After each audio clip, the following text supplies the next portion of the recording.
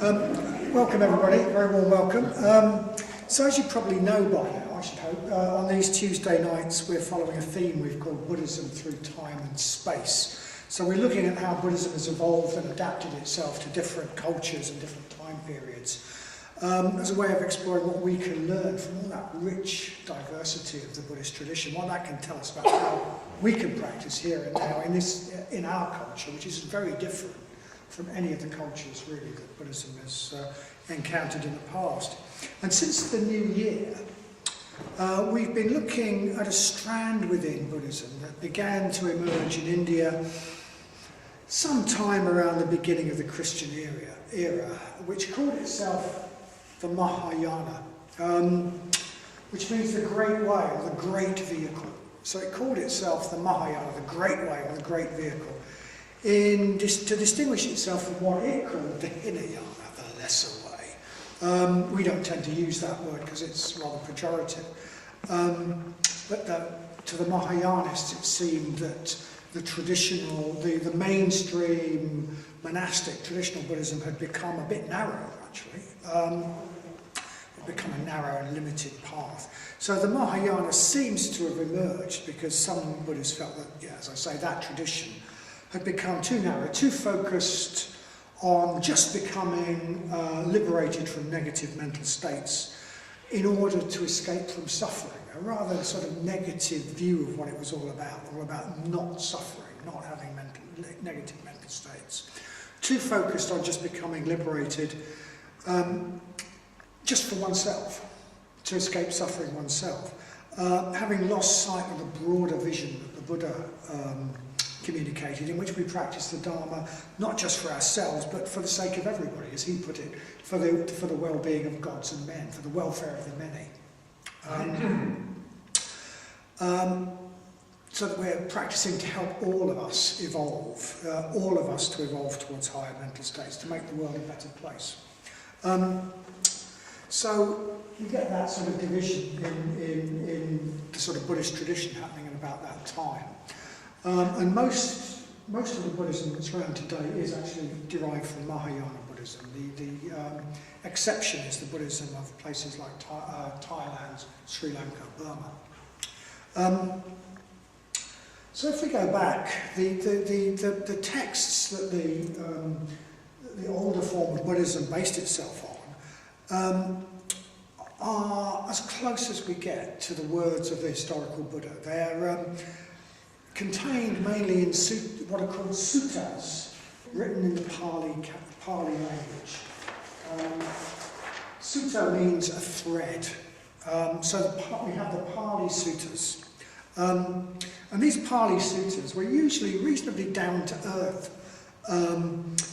I mean, they did contain all sorts of things like miracles and gods and things like that, but they were really mainly quite down to earth, in that they are stories and teachings set in an actual historical time and place, involving real flesh and blood people, telling us what the historical Buddha, the actual human being, the historical Buddha, did, what he said, who he said it to, where he was when he said it, what was the background. They're actual sort of real stories. But then when we start to get the appearance of the Mahayana, we start to get a completely new class of Buddhist text appearing. And these are called, in contradistinction to sutras, they're called sutras, which is just the Sanskrit equivalent. Sutta means thread, so the idea is a discourse, a connected discourse. Sutra means the same thing, but in Sanskrit. And it's related to our term for suture, which, you know, a surgeon sums up a suture. It's related to that word. So we get these two quite different types of Buddhist text. These Mahayana sutras are on the whole, they're completely different from the Pali suttas. A lot of them are not at all down to earth. They're not at all down to earth. In fact, they are cosmic and fantastic. In them the Buddha does things like sending out rays of light from between his eyebrows, which illuminate world systems in all directions, and so on. Traditional Buddhists in places like China, Japan, Tibet have tended to claim that these Mahayana sutras did record real events and that they really did record the words and acts of the Buddha, but you won't find many scholars today who take that very seriously. Sangha has described, the founder of our order, has described many Mahayana sutras as cosmic science fiction. So he says we shouldn't take them literally, that we should read them like literature. And like good literature, we don't have to believe that they are literally true. They can inspire us, they can expand our minds, they can give us a much higher, deeper vision of existence, they can transform our emotions, but we don't have to believe they're actually historically, factually true to allow them to do that. They are, as Sangha says, like cosmic science fiction, cosmic literature. And maybe you'll see a little bit of what we mean by that tonight, because tonight we're going to explore one of these Mahayana sutras, the Vimalakirti Nirdesha. Vimalakirti Nirdesha. We're going to give three short. I'm going to sort of introduce the sutra and sort of say a bit about the frame, and then Satyajyoti is going to talk about one chapter of the sutra, and then Suryamati is going to talk about another chapter of that sutra. So the central character in the Vimalakirti Nirdesha is a man called Vimalakirti, which means stainless. Stainless what? Stainless glory, yeah, something like that. Yeah, stainless, is that right? Is it reputation? Fame, Kirti, okay, so stainless fame, stainless reputation. He lives in the city of Vaishali. And the first thing to say about him is that he is a layman. In other words, he's not a monk or a nun. He's a householder who doesn't live by the complicated monastic code with its hundreds of different rules. So this in itself is in a way making a Mahayana point. The central figure is a layperson, a householder. Because one of the themes of Mahayana Buddhism is that the monastic lifestyle is just a means to an end. It's not an end in itself. So the view was there, and maybe it was true, that in the lesser vehicle, the Hinayana schools, it was felt that to be a real Buddhist, you had to be a monk or a nun. Householders couldn't really practice the Dharma. If you were a householder who was active in the world, all you could do was accumulate enough merit to have a better rebirth next time when you could be a monk or a nun. But one of the recurring themes of Mahayana Buddhism is that you don't have to be a monk or a nun to practice the Dharma and to make real spiritual progress.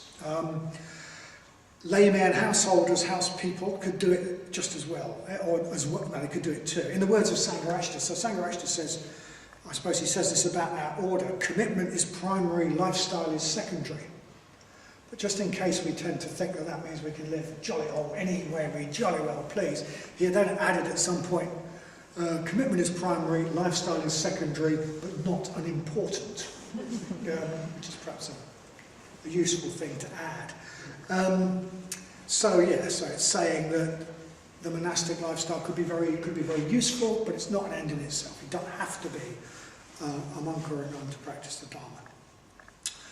Dharma. And like lots of aspects of Mahayana Buddhism, this seems to be getting back to what the Buddha actually taught. Okay, the Buddha did teach quite a radical path of renunciation, but he also had followers who were householders of one sort or another. And there's a Pali Sutta in which someone questions him about his household, his non-monastic followers, how many of them have attained insight into the nature of things, and he says hundreds have. So he's not ruling that out as a path. So it's, in a way, it's getting back to the sort of more closer to the spirit of the original teaching. Anyway, so the hero, if you like, the hero of this sutra is Vimalakirti, and he's a layman householder. He's not a monk, and that in itself is making a Mahayana point. Laymen can be proper Buddhists too. In fact, he's really quite a Buddhist, actually, as you'll see. He's quite a sort of extraordinary Buddhist. But if we think that this means living an ordinary worldly life, being mainly concerned about money and family and career and possessions and having a nice house and having nice holidays, if we think the sutra is saying that is somehow just as spiritual as being a monk or a nun or being a full-time Buddhist, then we're going to be disappointed. Because Vimalakirti is anything but an ordinary worldly person. Vimalakirti is a highly advanced being, actually, completely dedicated to helping the people around him to grow and to become more liberated. He is pretty much enlightened himself, and he has developed all sorts of skills and talents that allow him to build rapport with other people and communicate with other people. He's eloquent. He can speak the language of anyone he meets and get through to them. He's helped them to grow, helped them to evolve towards a higher level of being, helped them to see a spiritual vision. He's wealthy, but he uses his wealth for the benefit of all. He is really at home with wealthy business people, with royalty, with aristocrats, and also he's at home with poor, ordinary people. Whoever it is, he can talk to them on their level. He feels perfectly happy. So he's really capable in a worldly sense. But at the same time, the sutra tells us he lived with the deportment of a Buddha, and his wisdom was as wide as the ocean. So he lives in the world. He's very happy in the world, but he isn't of the world. He has one foot in the world of ordinary worldly people and one foot in enlightenment. He's sort of a bridge. He's sort of a bridge between the two. So Vimalakirti, in being in the world but not of the world, he's an example of, if you like, the ideal Mahayana Buddhist. Someone who doesn't aim just for personal liberation, but someone who practices to help everybody move towards enlightenment, to create an enlightened community. Somebody who develops themselves in all sorts of ways so as to be able to do that more effectively, including developing all sorts of worldly skills and just developing a strong personality. So as we've seen, this ideal Buddhist for the Mahayana was called a bodhisattva, which just means wisdom being. And that was seen as distinct from the ideal of the arahant, the Hinayana ideal, whose aim was supposed to be just to liberate themselves from negative mental states and the suffering that causes. In fact, Sangha has pointed out that this distinction between the bodhisattva and the arahant is completely phony. It's completely spurious. It doesn't exist in reality, because for anyone with true insight, the boundary between self and other is very, very dissolved and attenuated. The distinction between, if we've got seen into the reality of the non-existence of separate selfhood, then the distinction between self and other doesn't exist anymore. And the self is other, and the other beings are ourselves in a way. There's no difference. So for anyone with real insight will be living just as much for others as for themselves. Their goal will be to help us all move towards enlightenment, rather than just focusing on themselves.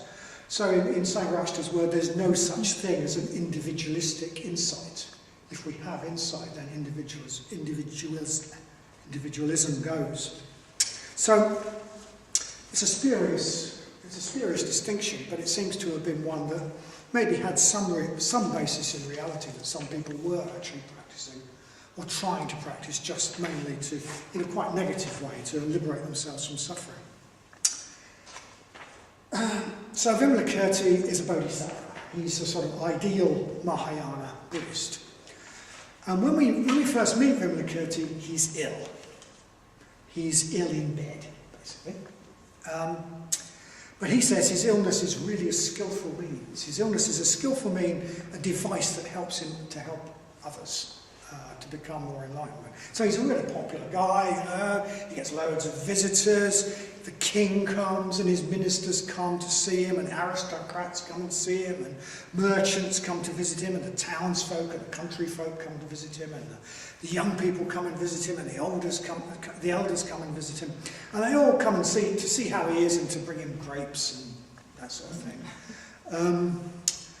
And when they come, Vimalakirti teaches them the Dharma. That's what he does. And he begins, of course, with the teachings of impermanence.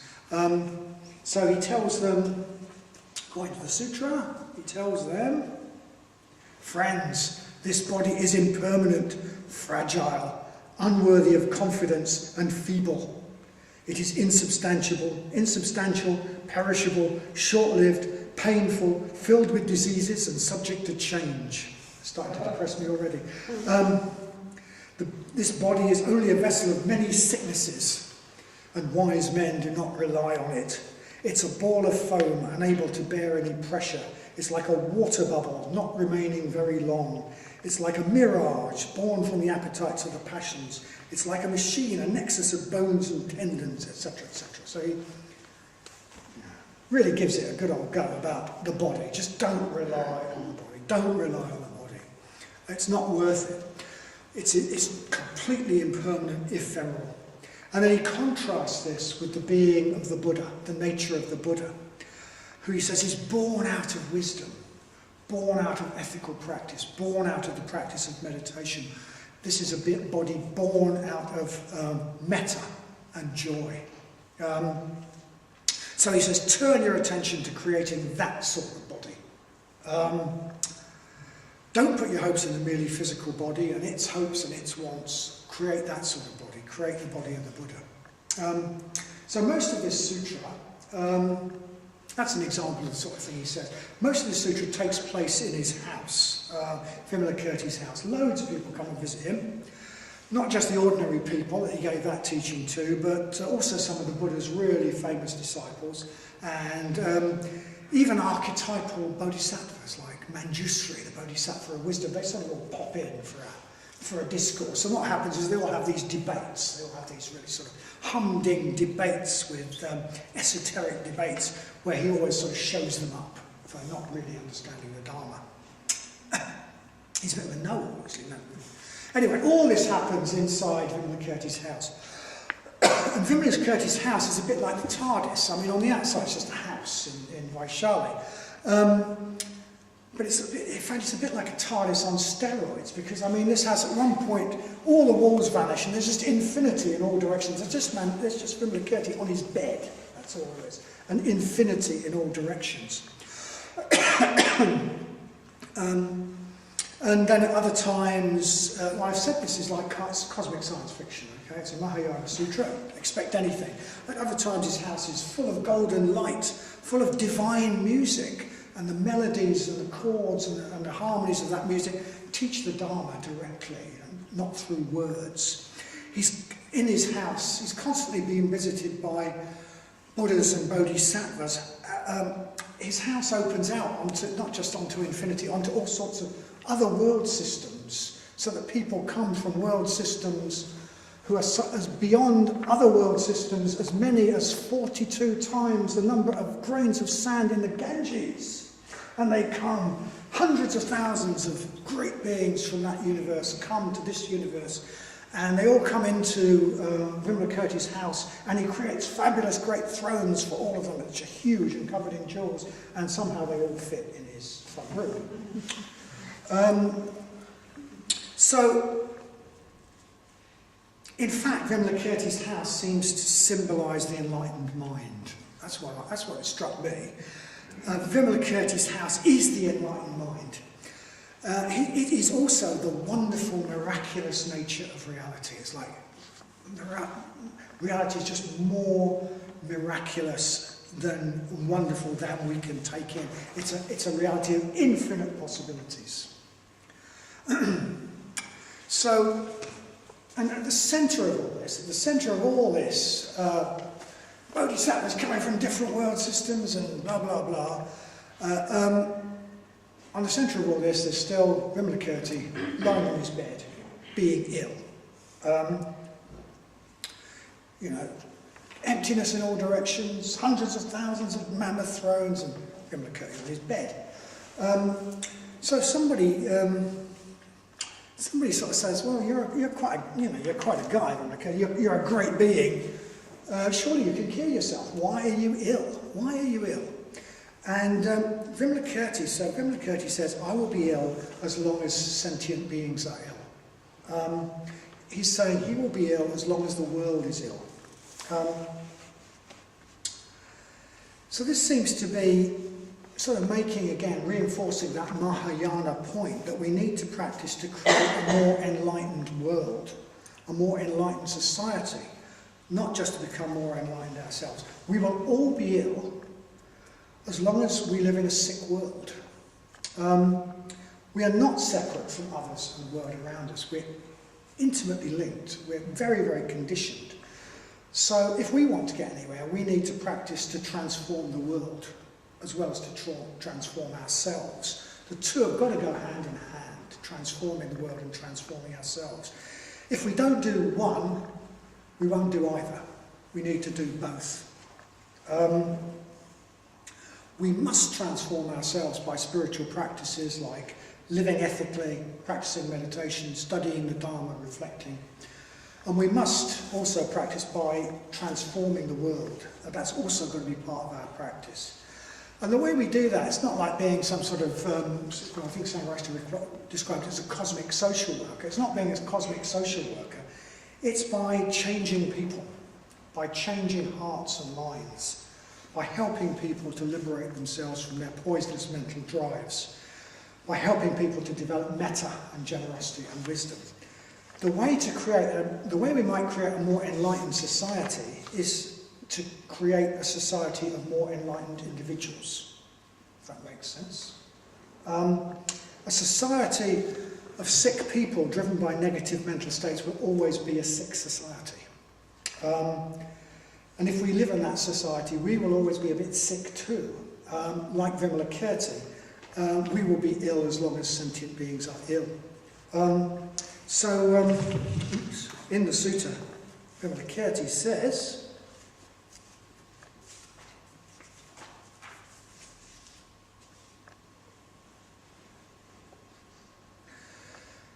my sickness comes from ignorance and the thirst for existence, and it will last as long as do the sicknesses of living beings. Were all living beings to be free from sickness, I also would be sick. The world consists only of living beings, and sickness is inherent in living in the world. And he likens it to parents. He says all parents suffer as long as one of their children is ill. And just like that, he is ill as long as sentient beings are ill. So, in a way, this seems to be telling us quite a lot about, this overall frame seems to be telling us quite a lot about how we should practice the Dharma, not just out of concern for ourselves. Our motivation needs to go beyond that, to include what gets called the great love, the love that combines wisdom, the wisdom of non-selfhood, with a deep concern for others, a deep solidarity for real other people. And Satyajyoti is going to tell us a little bit about that, what the sutta has to say about that. And motivated in that way, we'll see the real goal of practice isn't just to become enlightened ourselves, it's to create a more enlightened society, if you like, mythically, to create a pure land, an environment in which we can blossom and other people can blossom. So attracting beings together to mutually create that environment, which is very much the ruling myth of this Buddhist centre, actually. That we're trying to create a mini pure land, attract beings to come together to create an environment in which we can all become more enlightened, a more enlightened community. So Surya Mati is going to tell us a bit about that, I think. But now, first of all, Satyajyoti is going to tell us about the great love.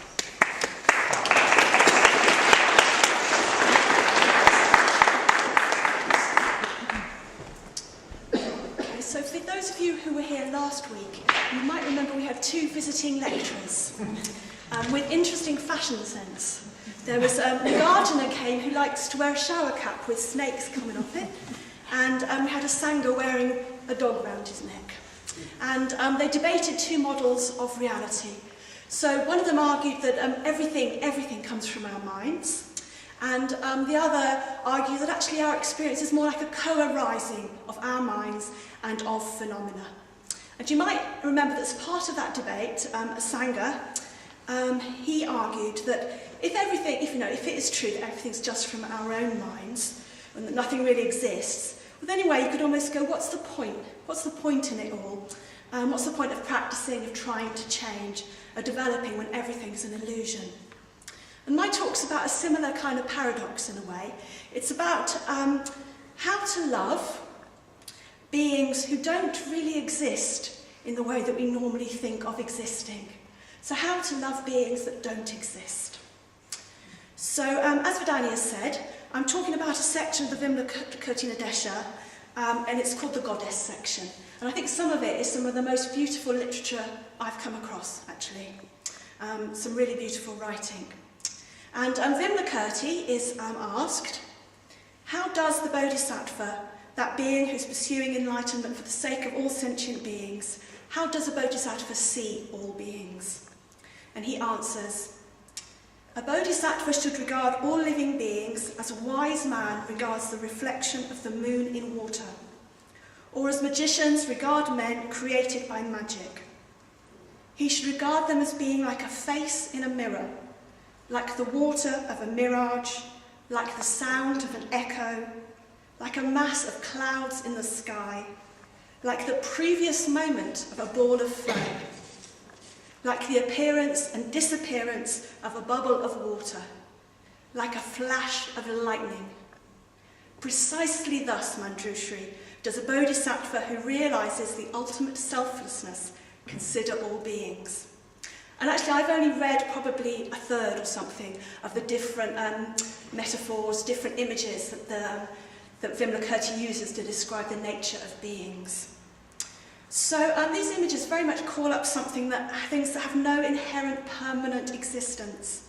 So they're reflections, they're illusions, the things that have a form for a short period of time. Like a bubble of water is a bubble for a very short period of time.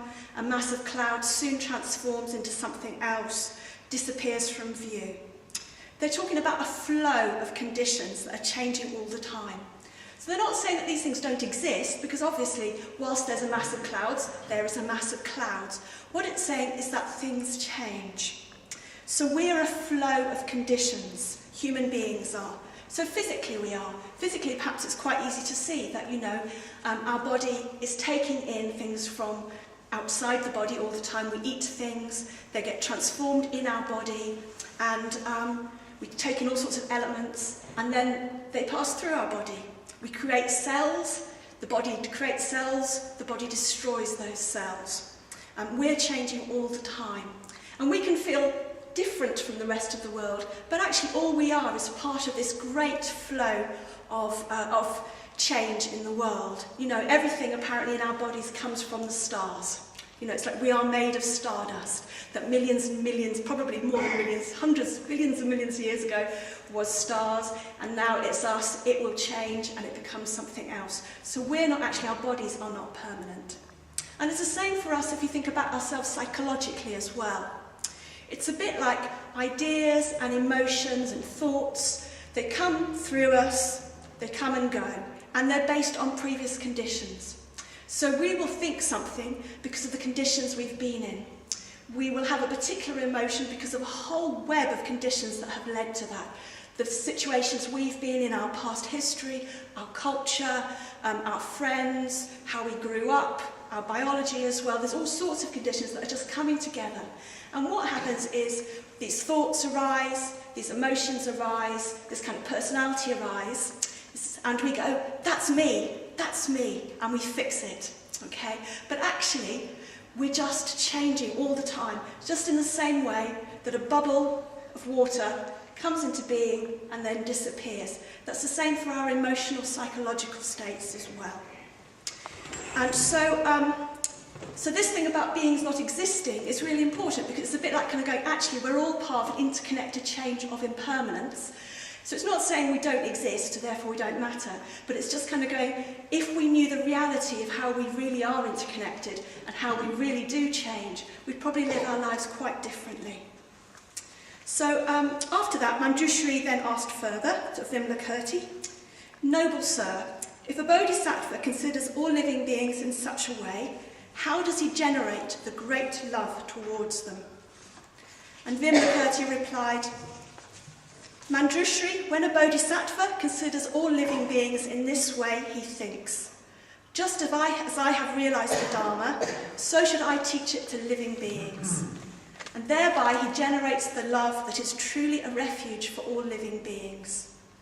The love that is peaceful because free of grasping.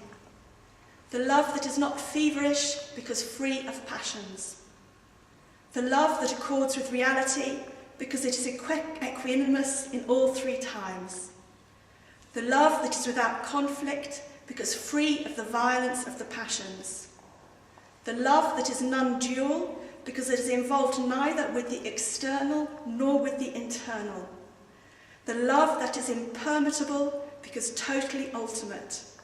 Thereby he generates the love that is firm, its high resolve unbreakable, like a diamond. Such Manjushri is the great love of a bodhisattva. And again in the text, that goes on for at least twice as much as that. I've edited it because of time. So this love that is peaceful because free of grasping, this love that is unbreakable like a diamond.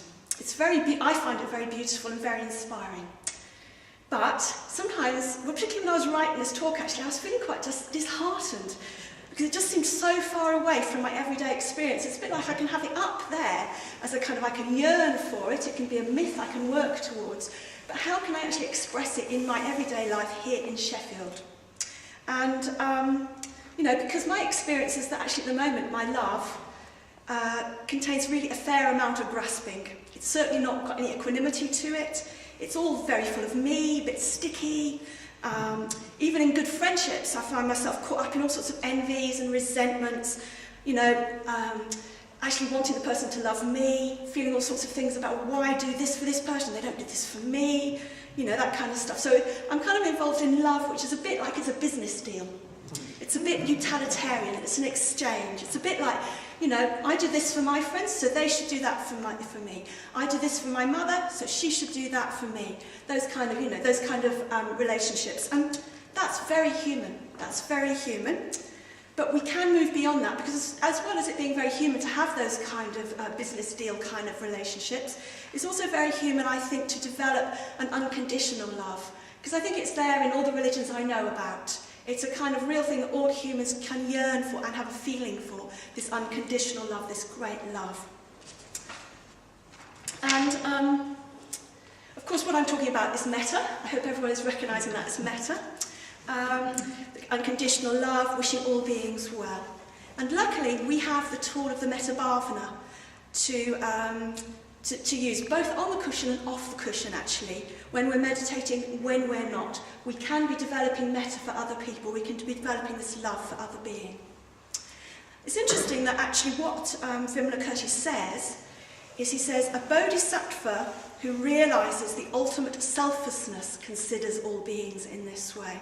So what Manjushri is saying is that a bodhisattva, a being who's got the wisdom to see the flow of conditions of all beings, to see the impermanence of all beings, the lack of inherent selfhood of all beings, they will have this love for all beings.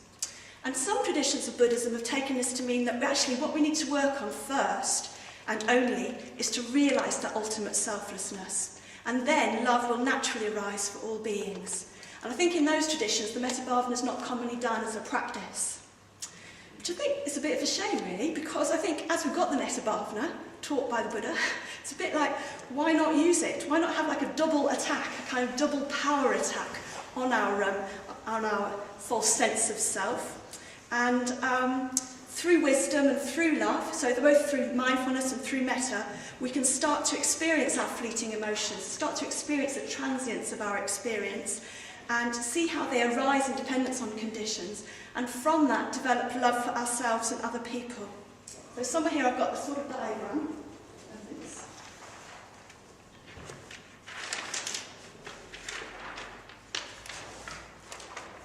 Okay, so I don't know if you can see much of this diagram, but basically what it says, in the middle it says fixed ego, and it's got 3 rings around it, and then we've got reality.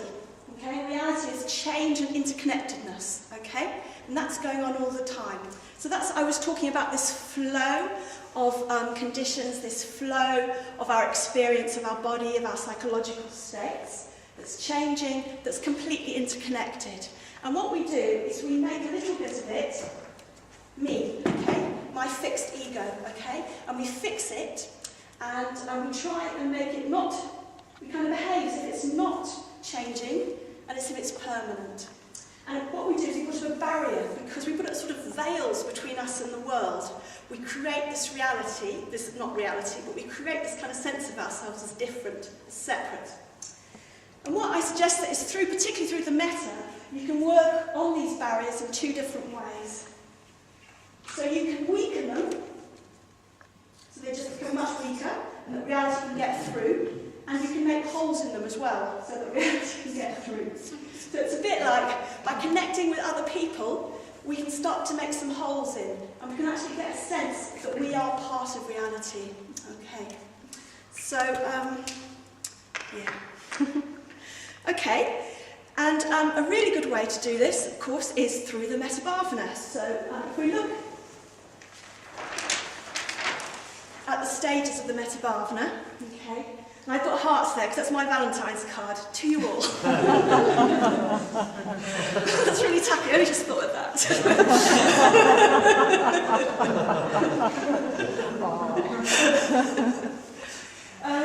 Yes, so I hope you all know the stages of the metta bhavana. And I'm just going to talk through them a little bit about how we can use that to weaken this sense of ourselves being separate from the world. So ourselves, well, it is in ourselves, of course, that we become most aware, perhaps, of how we change. One minute I'm really angry, the next minute I'm really happy. And at the moment it seems to be happening to me very strongly, actually. It's like one minute I could be walking on the road kind of, oh, isn't life great? And the next minute I'll think of something and I feel really, really down. It's just like, you know, and it just changes so quickly. But whilst I'm in one of those moods, I find it really hard to remember that it will change. I kind of think that's how my life is always going to be, which is interesting. But of course it just changes all the time. And what we can do actually is we can feel some compassion for our own suffering. So in wishing ourselves well and having metta for ourselves, we can have compassion for the fact that we are people, impermanent creatures who will change. And we can also experience happiness for our own joy. We're beings who experience joy, so we can enjoy that. We can think to ourselves that Bodhisattva will have the same amount of metta for themselves as they have for all other beings. Why wouldn't they? Bodhisattvas, you know, we are the same as all other beings. Bodhisattvas have metta, have love for all beings. So we can think that for ourselves we can develop the same level of love as we do for other beings. If we're the kind of people who suffer from, you know, not being able to love ourselves, well, we can up our love. If we're the kind of people who love ourselves a lot, find it harder to love other people, well, we can think about trying to love other people as much as we love ourselves. But we can do a lot in that first stage. And it's a bit like we can think that the Bodhisattva has a love that is unbreakable, like a diamond. So we can develop that kind of love for ourselves as well. So the second stage, which is the good friend, I think this is a stage which I find it easiest to feel a sense of unconditional love. There's something about how I can wish some friends well, very easily actually. I can just really appreciate them and really want them to be happy. And I can also, it's interesting that it's often easier to see reality in life in other people than it is in yourselves. So sometimes in my friends, I can really see how conditions affect their lives. So I can reflect on that as well. And also, I suppose, in that stage, I can sometimes become aware of the mixed love that I have for people, because, as I said before, there will perhaps be resentments, envies, feelings of dislike I have for my friend, as well as the wishing them well that I have. Okay, so then if we go to the neutral person stage, okay, I'm probably going to be about 5 minutes over. Okay. Here we have, this is quite interesting because I think here it's about, I come across the lottery we have of friendship or the lottery we have of disliking somebody. Because actually there are people in this room who I'm very good friends with. And that's because we happen to have been in study groups together. We happen to have maybe been on a journey together, something like that. We happen to have spent time together. But there'll be other people in this room I could easily be good friends with, but we just haven't happened to have done that with. I don't know you very well, but probably if we spent time together, we could become good friends. It's just a lottery. And it's the same with people that I dislike as well. Quite often I dislike people because they're in certain roles. particularly, I'm going to come on to this later, particularly I think in work roles, okay? And again, that's just a lottery. It could be that I was the person who was having to be the auditor or whatever it was and have everybody hate them. Do you see what I mean? It's like, it's not, you know, it's not necessary, it's a role thing. Okay, so coming on to the person you have difficulties with, well, I think I really kind of changed my view on this when someone at work who I actually normally really like, she said to me, I'm going to tell you something now, and you're not going to like me afterwards. And she did tell me something about, you know, something we were trying to do, and I didn't like her afterwards. And then I thought, how arbitrary is that? Do you know what I mean? It's like, just because she's telling me something that I don't want to hear, now I don't like her, briefly. And I thought, I realised that actually what's going on, and I'll try and do this quickly, is that you might not be able to see this at the back, but we've got me here, another person there, various arrows going. Okay, so what happens is another person does something I find pleasant. So they say, Sachi Jyoti, you're a lovely person, okay? And that makes me feel quite good. I get a, you know, pleasant experience from that. So then I like them. And then somebody else says something to me I find unpleasant. You know, they say, you have to write your report by tomorrow morning, I need it at 10 o'clock, okay? I feel an unpleasant experience and I dislike them. And to some extent, obviously not always, but it can be as simple as that, or these likes and dislikes we have for people. They can just be about how they make us feel, what sensations we have. And when I realised that, I thought, do I want to spend the whole of my life just being blown about by whether I'm having a pleasant sensation or an unpleasant sensation? Is that a good basis to judge other people on? Well, no, that was, you know, I mean, I still work like that, of course, but I just thought that's so illogical, you know, whether they make me feel good, whether they make me feel bad, that's what I judge them on. Okay? So, and then, of course, we go out to all beings, and I suppose this is the place in which we can really see this great love that comes from wisdom and compassion, the love of the Bodhisattva. We can see the changing nature of all beings. Some are happy right now, some are suffering right now, some we know, most we don't. Some we like, some we don't like, some we just don't know them at all. And what we can do is we can gradually develop a sense of love for these beings, like a bodhisattva, so that our metta can meet them whatever they are, whatever they're doing, and we can develop the great love of the bodhisattva.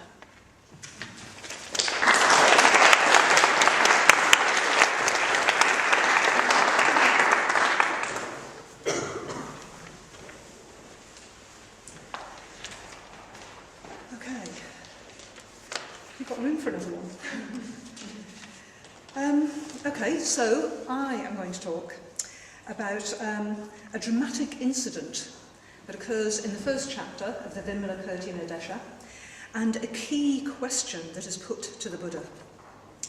And I chose these two incidents because they seem to me to address the most basic, the most important questions in life.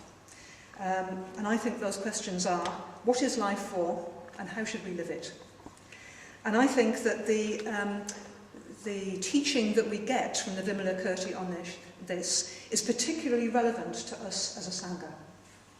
So, the setting for the drama is Amrapali's Park, outside the city of Vaisali.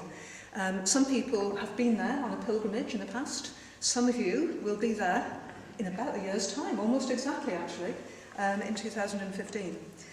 And outside the city of Vaishali, the Buddha is sitting with a great crowd of disciples. And the incident I want to talk about happens when, from the gates of the city of Vaishali, a colourful procession appears. At the head of this procession is the great Bodhisattva Ratnakara, and he's followed by 500 Lichavi youths. Lichavi is a particular tribe in northern India from the time of the Buddha. And these Lichavi youths, led by Ratnakara, they're all dressed in colourful and very rich robes. They're all riding in splendid chariots made in all sorts of shining metal, so they're all kind of glinting in the sun. And they're all sparkling for another reason, because every single Lichavi youth is carrying with him a parasol. In ancient India, a parasol was a sign of nobility, it was a sign of royalty, it was a status symbol, if you like. And these parasols that are being carried by these Lichavi youths, they're very special parasols because they're covered in precious jewels. So Ratnakara and each of the youths in this procession, they all come to where the Buddha is sitting. They get down from their chariots, and Ratnakara first, and then each of the others, of the 500, one by one, all get down from their chariots with their parasols, and they bow to the Buddha. And then they offer their parasols to the Buddha, so they put them down in front of the Buddha, and then they walk round to one side and sit down. So all of that probably takes quite a long time. There are 500 of them. When that's all done, and they're all seated, the Buddha does something miraculous and fairly unexpected, really. He transforms the parasols into, and I quote, a single precious jewelled canopy, so great that it forms a covering for this entire billion-world galaxy. And the surface of the billion-world galaxy was reflected in the interior of the great precious canopy, where the total content of this galaxy could be seen. Okay, so fairly unexpected, fairly miraculous. And this is the sort of thing that happens in Mahayana Sutras all the time. It's one of the reasons that I really like them. You never know what to expect. And actually, I like the mind-boggling visions. I like having my imagination kind of stretched by this sort of thing. And what I see in my mind's eye for this particular one is I see this wondrous, shining canopy that's kind of everywhere, up over the universe, shining and dazzling and sparkling. And it's a very magical vision because I can both see the immensity of the universe, which means it's incredibly far away, but I can also see the beautiful, intricate detail of life itself, kind of all sparkling in the reflection that this canopy gives. So, a dramatic incident. I'm going to say more about it later on in the talk. But the action moves on, very fast-moving Mahayana Sutras. The action moves on, and soon Ratnakara puts a question to the Buddha. And the question is a very crucial one, both for Ratnakara and for us. He asks the Buddha to tell them how a bodhisattva builds or purifies a Buddha field. Okay, so first of all, what's a Buddha field? Well, as you know, the bodhisattva is the mythical hero or heroine of Mahayana Buddhism. The bodhisattva is a being who is working for the enlightenment of everyone in all times. The myth says that a bodhisattva will be reborn many, many times on his great quest to find enlightenment for all beings. And his or her great task over hundreds or thousands of lifetimes is to build or to purify a Buddha field. Sometimes called a Buddha land, sometimes called a pure land. And what those all are is a place containing the right conditions for beings to become enlightened. So you could say, well, a Buddha field is where a bodhisattva lives and works. You could say a Buddha field is the sphere of influence of a bodhisattva.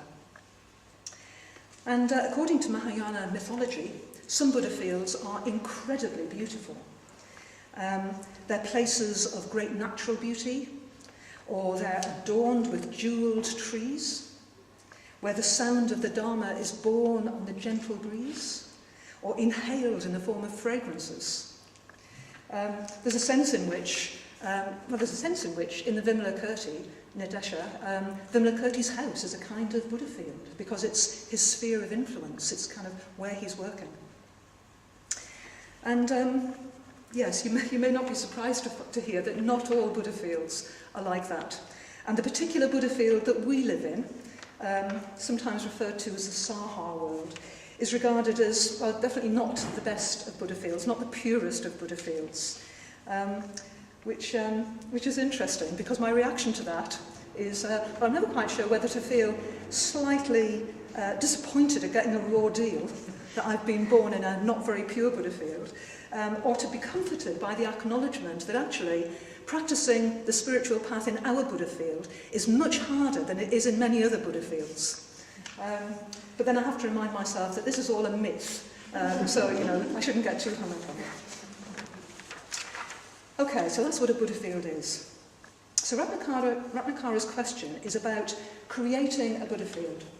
And the Buddha's reply is far too long for me to be able to read it all to you, because we'd be here until 9 or 9:30. But it boils down to 3 key points that I'm going to talk about. And the Buddha makes the first point straight away, and I'm going to read just a condensed version of the beginning of the Buddha's reply. He says, "Noble son, a Buddha field of bodhisattvas is a field of living beings." Why so? A bodhisattva embraces a Buddha field to the same extent that he causes the development of living beings. Noble son, a Buddha field of bodhisattvas springs from the aims of living beings. So, a bodhisattva is a field of living, it's all about living beings, it's based on developing living beings, and crucially, it springs from their aims, from their aspirations. And I like that, because actually, it's connecting the great cosmic myth of the bodhisattva and Buddha fields with the reality of our own lives. It's saying that Buddha fields are all about what living beings aspire to. The Buddha is saying that, in a way, he's saying that spiritual development is the natural aim of living beings. It's the purpose of life itself. It's the only thing that will give us lasting fulfillment and happiness. And he's saying that not just for the sake of Buddhists, because actually this applies to living beings per se, whatever religion or no religion. In a way, it's the impetus between every spiritual tradition and every sort of self-improvement initiative. Everyone who follows any sort of path of self-development, whether they're Buddhists or not, is responding to that impetus. Human beings need to grow. We're intended for enlightenment. So a bodhisattva, so a Buddha field is a field of living beings. It springs from the aims of living beings. And then the second key point that the Buddha makes is how you build a Buddha field. So this is the nuts and bolts bit of the Buddha's reply, really. It's very long, but there isn't anything in his answer that you haven't heard here at this Buddhist Centre. Essentially, there's a long list of lists. And they're all there, all the lists that you can think of, all the Buddhist lists you can think of, the threefold path, the 4 Brahma-viharas, the 6 bodhisattva perfections, and so on and so on and so on. They're all in this long list of lists. Basically, the Buddha's advice on how to build a Buddha field boils down to the advice that you'll hear at this centre regularly and that most of you are already practicing. So that's great, isn't it? The Buddha's instructions on building a Buddha field aren't something that's incredibly esoteric and difficult. They're all things that we already know. They're things we're already practicing. Okay, which leads me on to the Buddha's third key point. And this one is signalled partly by the parasols drama and partly in the Buddha's reply to the question. And it's that the Buddha field myth isn't really an individual myth at all. It isn't a personal myth. It isn't about what we do individually. The Buddha field myth is, or rather the Buddha field that the Buddha is talking about, is a field of living beings, but it's a collective endeavour. It's a collective project. It's something that we do together. And that's the significance of the parasols episode. 500 people are making an offering to the Buddha of something that's particularly precious to them. Each of them is offering a jewelled parasol, and that offering kind of represents their deepest aspirations. They're offering something precious to the Buddha in reverence to the Buddha out of an aspiration to follow his teachings to the point of enlightenment. And the Buddha takes the individual aspirations of these 500 people, which are all different, all individual, from people who perhaps would have expressed their own spiritual aims in very different languages.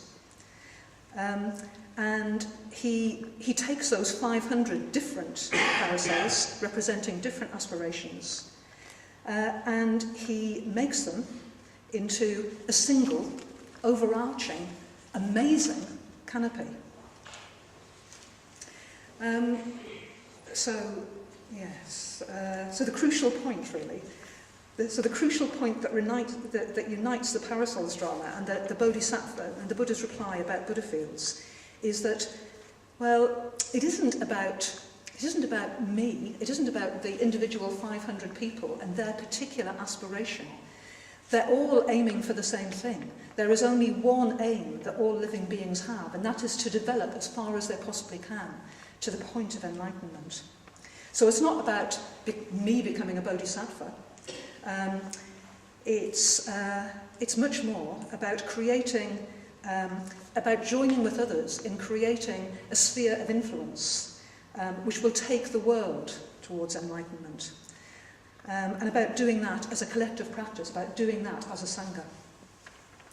And yes, just looking at the time and deciding to cut some things out. Okay, so the myth is about collective practice. We're aspiring collectively to be a bodhisattva. We're aspiring collectively, in a way, to be a bodhisattva, and as a collective practice to build a Buddha land, to build a sphere of influence. And in a way, the reason I chose this quote is because I'm particularly inspired by that ideal.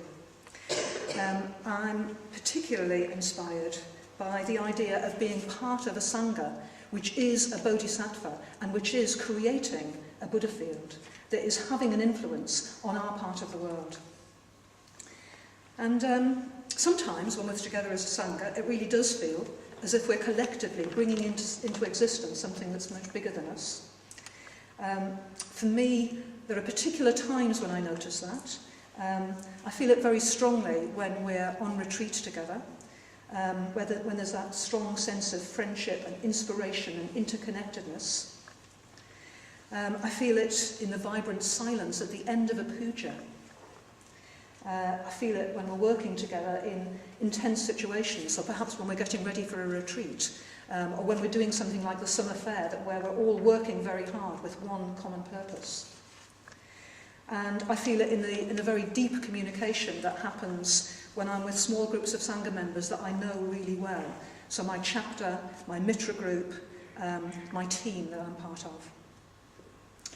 And even more than that experience, I love the fact that we do have, that we do make, actually, we build a collective sphere of influence. A kind of force field, which is created by our collective practice, but it extends into all the different parts of the world that our lives stretch into. That we take it with us into our homes and our families and our workplaces.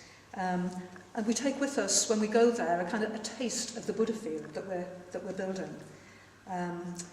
It's almost like there are fragments of jeweled trees and the faintest perfume of the Dharma going out with us into all the parts of South Yorkshire and beyond, where we take our daily lives. So we are talking about a myth, and that feeling that we're living it, it is very precious, but it's ephemeral, and it slips out of existence very easily when we slip back into old habits, when we get tired, when we get discouraged, when we skip our meditations and forget our ethical practice. But when that happens to me, this is the Dharma teaching that I come back to for inspiration. In a way, it's the reason that I'm involved with the Sheffield Buddhist Centre at all. Because I know that occasionally, when we get everything right, when we're really practicing together in harmony, we do build a Buddha field together. And I want to create more and more opportunities for us to do that. So, that is a very whizzing tour of chapter 1 of the Vimalakirti. And